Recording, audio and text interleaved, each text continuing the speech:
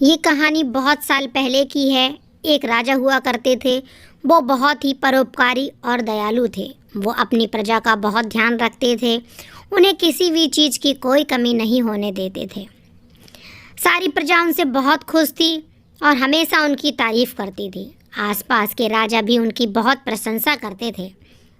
जब भी उनसे कोई मिलने के लिए आता, उनके लिए कोई ना कोई उपहार लेकर ज़रूर आता। एक दिन एक जौहरी उनसे मिलने के लिए आता है। वो राजा की बहुत तारीफ़ करता है, कहता है, मैंने आपका बहुत नाम सुना है, आप बहुत अच्छे राजा हो, आप सबका ख्याल रखते हो। मैं जब इधर से गुज़र रहा था तो मुझे आपसे मिलने की इच्छा हुई। वैसे तो मैं आपके लिए कुछ लेकर नहीं आया हूँ, फिर भी आपके लिए एक ऐसा उपहार लाया हूँ जिसे देखकर आप बहुत खुश हो जाएंगे। राजा ने कहा, अच्छा, कहाँ है वो उपहार जिसे देखकर मैं प्रसन्न हो जाऊंगा? तो जौहरी कहता है कि उसके लिए आपको बाहर आना पड़ेगा। वो इतना कीमती और भारी है कि मैं उसे अंदर नहीं ला सकता हूँ। इस पर राजा उसे देखने के लिए विचलित होने लगते हैं और राजमहल के बाहर आ जाते हैं। बाहर जाकर देखते हैं एक बड़ा सा पत्थर जिसकी खूबसूरती को बयां नहीं किया जा सकता है। राजा उस जौहरी से बहुत प्रभावित होते हैं और उससे कहते हैं कि तुम इस पत्थर के बदले क्या चाहते हो? राजा से जौहरी कहता है कि मुझे कुछ नहीं चाहिए, बस मैंने आपका नाम सुना था और मेरी इच्छा आपसे मिलने को हुई, तो मैं ये आपके लिए लेकर आया हूँ। राजा उस जौहरी को गले से लगाता है। जौहरी खुश होकर अपने रास्ते चला जाता है। राजा अपने महल से जब उस पत्थर को देखता तो उसके मन में अजीब से विचार आते और वो सोचता, इस पत्थर का मैं क्या करूं? फिर उसके सपने में एक देवी आती और वो कहती हैं, तुम इस पत्थर से एक सुंदर सी मूर्ति बनवाओ और मेरे मंदिर में स्थापित करो। राजा अगली ही सुबह अपने मंत्रियों को आदेश देता है कि अच्छे से अच्छा शिल्पकार ढूंढा जाए। सारे मंत्री इस काम में लग जाते हैं और अच्छे से अच्छे शिल्पकार को ढूंढा जाता है। बहुत खोजबीन के बाद एक शिल्पकार उनके पास आता है और वो कहता है, आप जैसी चाहोगे मैं वैसी मूर्ति बना दूंगा। इस पर राजा बहुत खुश हो जाते हैं और उससे कहते हैं, अगर तुमने मेरी पसंद की मूर्ति बनाई, वो भी 7 दिनों के अंदर में, तो मैं तुम्हें 100 स्वर्ण मुद्राएं दूंगा। शिल्पकार बहुत खुश हो जाता है और बोलता है, आज से ही मैं अपना काम स्टार्ट कर दूंगा। शाम को ही वो छेनी और हथौड़ा लेकर पत्थर को तोड़ने का प्रयास करता है, पर वो पत्थर लाखों प्रयास के बाद भी नहीं टूटता है।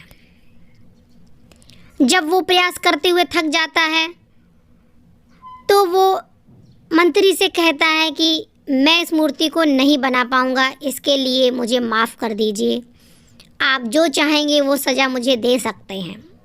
मंत्री ने ये बात राजा को बताई। राजा ने कहा, अब क्या करें? तभी एक बूढ़ा शिल्पकार सामने आता है और वो कहता है, मैं आपकी इच्छा पूरी कर सकता हूँ।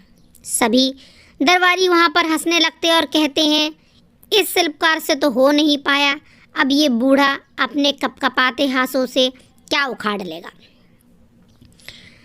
राजा ने सबकी तरफ देखा, सब शांत हो जाते हैं। तब वो शिल्पकार कहता है कि एक बार मुझे मौका तो दीजिए। राजा कहते हैं, अगर तुमने ये मूर्ति बनाकर 7 दिनों में तैयार कर दी तो तुम जो कहोगे वो तुम्हें मिल जाएगा। शिल्पकार कहता है, आपकी जो इच्छा है वो दे दीजिएगा, और वो अगले दिन से ही अपना काम शुरू कर देता है।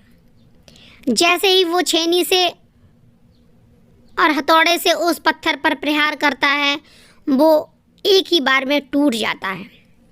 सारे लोग देखकर दंग रह जाते हैं और सब उसकी प्रशंसा करने लगते हैं। धीरे धीरे वो अपना कार्य शुरू करता है और 7 दिनों में एक बहुत खूबसूरत सी मूर्ति बनकर तैयार हो जाती है। ये मूर्ति माँ दुर्गा की होती है, जिसे देखकर राजा बहुत खुश होते हैं और कहते हैं, वाकई शिल्पकार, तुमने क्या मूर्ति बनाई है, जितनी तारीफ करी जाए वो कम है। मानो ऐसा लग रहा था कि ये मूर्ति अभी बोल देगी। वो बूढ़ा शिल्पकार अपनी प्रशंसा सुनकर बहुत खुश होता है और राजा के पैरों में गिरकर कहता है कि आपको मेरी मूर्ति पसंद आई, ये तो मेरा सौभाग्य है। राजा मंत्री से कहता है कि इस बूढ़े आदमी को 100 नहीं बल्कि 200 स्वर्ण मुद्राएं दी जाएं। इसने अपना काम बाखूबी निभाया है। जैसे ही वो मुद्राओं को पाता है वो बहुत खुश हो जाता है। सारे लोग राजा की तारीफ करते हैं और उस बूढ़े शिल्पकार के लिए तालियां बजाते हैं।